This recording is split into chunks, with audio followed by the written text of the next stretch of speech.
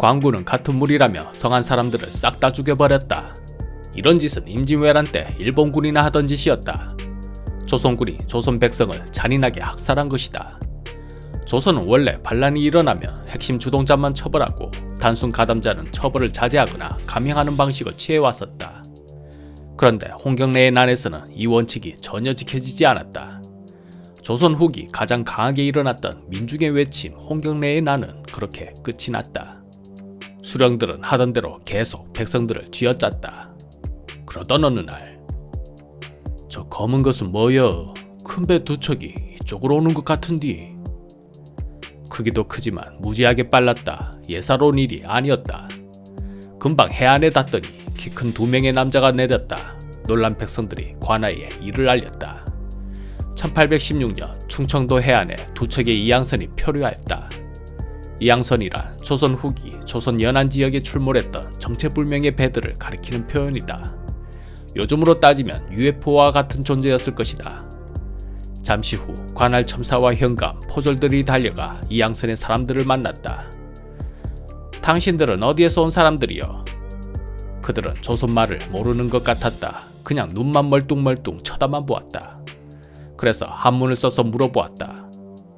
역시 모르는 것 같았다. 한글을 써도 이해하지 못했다.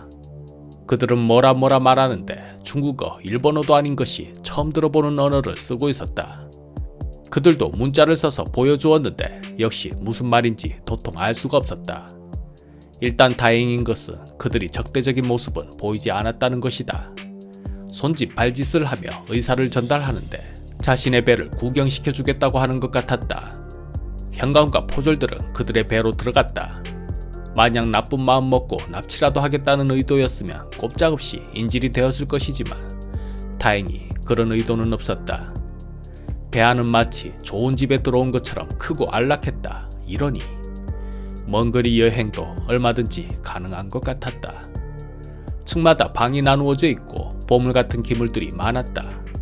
선원들은 머리를 깎고 특이한 모자를 착용하고 있었다.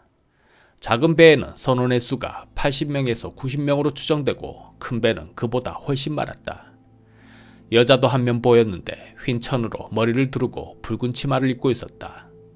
이상한 책 2권과 편지 한 장을 조선 관리들에게 선물처럼 주었는데 무슨 내용인지 몰라 다시 돌려주려 했지만 그들은 받지 않았다. 충격적인 것은 두 배 모두에 대장간이 있어 배 안에서 무기를 만들 수 있었다. 큰 대포들이 배에 장착되어 있었고 포안을 배 안에서 직접 만들 수 있었다. 따라서 보급이 필요 없는 안에서 다 만들 수 있는 획기적인 시스템이었다. 다행히 그들은 무기를 쓸 생각은 전혀 없는 것 같았다. 그들은 영국 사람들이었다. 사령관은 영국 해군 장교 홀이었고 주임 장교는 맥스웰이라는 사람이었다. 배는 영국 해군 군함 알세스2호와 호위 및 탐색성 라이언호였다. 이들은 당시 영국의 엠허스트 경이 청나라의 외교사절로 파견되는 여정을 수행하면서 조선의 서해안 해역을 탐사했었다. 홀과 라이언은 조선에 대해 상세히 기록을 남겼다. 바로 서양인의 눈으로 본 조선의 모습이었는데 이렇게 말했다. 조선인들은 단정한 복장을 하고 있었으며 체격이 좋고 건강해 보였다. 그들은 공손하고 예의 바르며 도둑질을 하지 않았다. 우리 물건을 훔치거나 강탈하려 하지 않았고 매우 조심스러운 태도를 보였다. 우리의 언어는 전혀 통하지 않았고 그들의 언어도 우리가 전혀 이해할 수 없었다. 의사소통이 어려웠지만 몸짓과 간단한 그림으로 어느 정도 전달은 가능했다. 내가 이해하는 그들의 사회는 지극히 보수적인 사회로 외국인의 접근을 극도로 경계했다.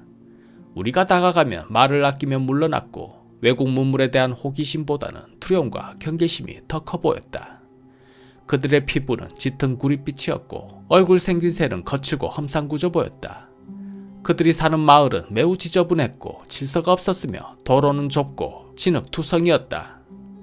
주거지의 건축 방식은 조잡하고 불결해 보였고 물은 탁했고 악취가 났다.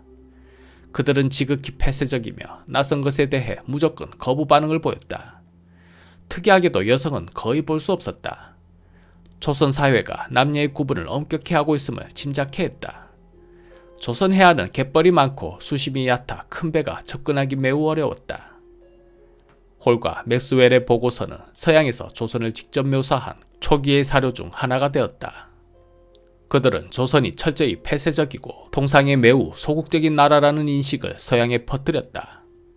이러한 묘사들은 당시 유럽 제국주의 국가들이 타자화를 통해 자신들의 문명 우위를 강조하고 타민족을 미개하게 그리는 방식의 전형이었다.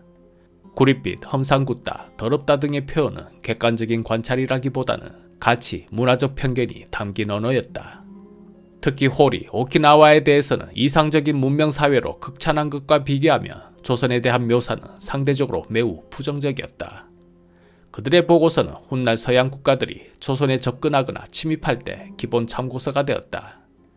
그들이 쓴 보고서가 책으로 출판되었는데 조선을 코리아라고 표기하였다.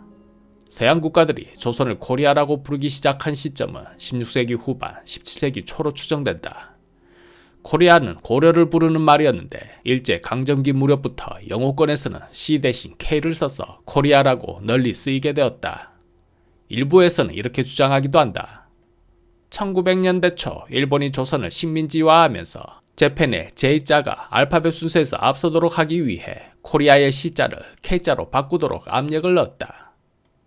이 주장은 확실한 1차 사료는 없고 다소 음모론적 요소가 있어 학계에서는 정설로 보지 않지만 일제강점기 때 영문 문서 대부분에서 코리아가 공식 표기로 고정된 것은 사실이다.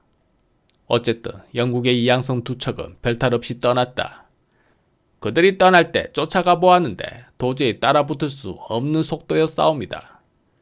그들은 어디에서 온 사람들인가? 배 안에서 중국에서 발급한 문서 한 장을 보았는데 영길리국이라 하였사옵니다. 영길리국, 별 희한한 나라도 다 있구나. 그래도 별일 없었다니 참으로 다행이다. 별일은 16년이 지난 1832년에 또 발생하였다. 역시 영국 상선 로드 에머스트 호가 충청도 해안에 나타난 것이다. 이번에는 상인들이었고 독일 출신의 선교사 칼 귀즐라프라는 사람이 함께 있었다. 홍주 목사와 수군 우후가 접촉했는데 당신들은 또 어디서 왔소이까?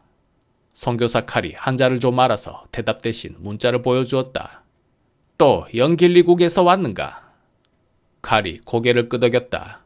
손짓 발짓에 그림, 한자까지 쓸 줄 아니 이번에는 통역이 좀 되었다. 칼은 이렇게 말했다. 귀국은 뛰어난 전통을 지녔지만 지금은 세계와 단절되어 있습니다. 우리와 교역하면 백성들은 유익할 것이고 국가는 부강해질 수 있습니다. 우리와 가진 물건은 귀국에 없는 것이고 귀국의 물품 또한 우리에게 필요한 것입니다. 서로 물품을 바꾸면 모두가 이익을 얻습니다. 우리는 다양한 기계 공구가 있고 우모, 양포, 천리경, 시계도 있습니다. 귀국으로부터는 피탄과 총이, 금, 은, 약재 등을 구입하고 싶습니다. 조선관리는 단칼에 거절했다. 불가하오. 우리는 대청국의 허락 없이 다른 나라와 교역하지 못하오. 시암도 청의 조공국이지만 자유롭게 교역하고 풀을 얻고 있습니다.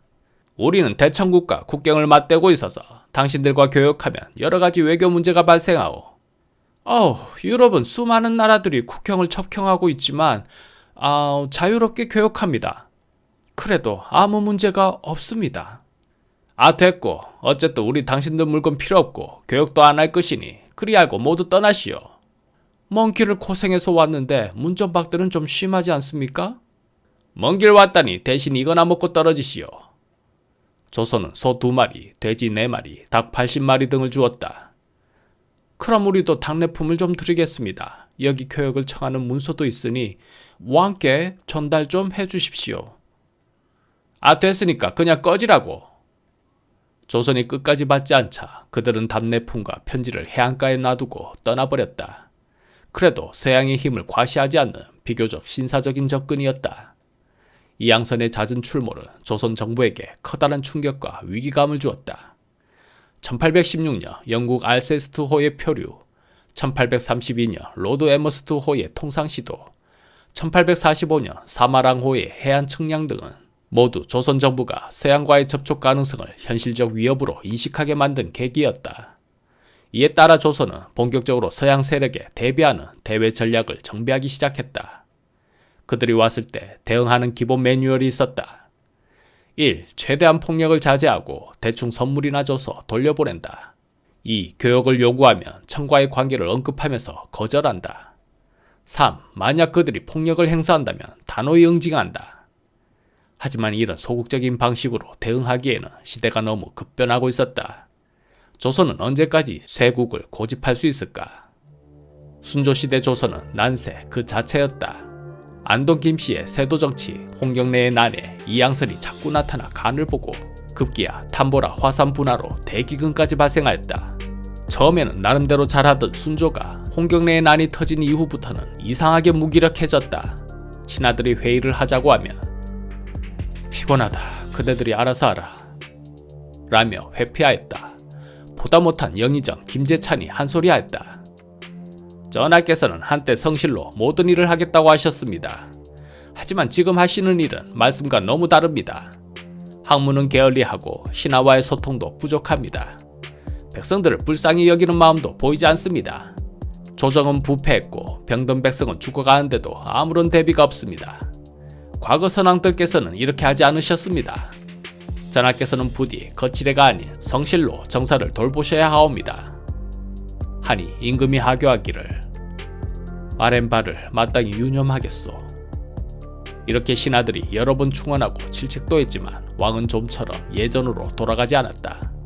그러던 어느 날 과인이 신민년 이후 몸이 좋지 않아 정사에 자주 참여하지 못했고 그로 인해 국정이 자주 지체되어 백성들의 걱정이 많았다는 것을 잘 알고 있다. 다행히 세자가 총명하고 성장하고 있으니 나는 과거 성군들의 사례를 따라 세자에게 모든 정사를 맡기기로 결심했다. 이에 왕세자의 대리청정을 을미년의 절목에 의거해 거행토록 하라.